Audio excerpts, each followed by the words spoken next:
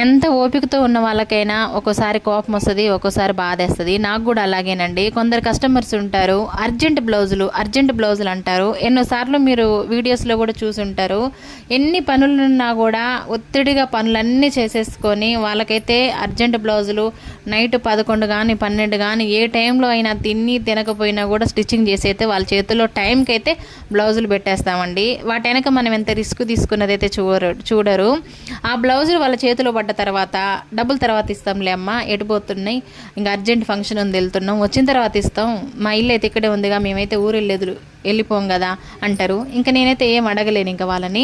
కథం ఇంకా ఆ మాట అంటారు, బ్లౌజులు తీసుకొని వెళ్ళిపోతారు. నెల కానీ 2 నెలలు కానీ కంటికైతే కనబడరండి.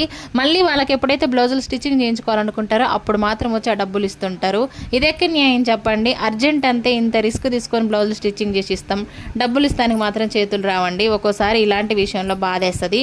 ఇంకా కొందరు కస్టమర్స్ అయితే ఎన్నోసార్లు బ్లౌజులు కుట్టించుకొని ఇంకా కంటికి కూడా కానరాకుండా నెలలు తిరిగే వాళ్ళు కూడా ఉన్నారండి. ఇంకా నేను ఒక పక్క కనబడితే ఇంకో పక్క నుంచి వెళ్ళిపోయే వాళ్ళు కూడా ఉన్నారు.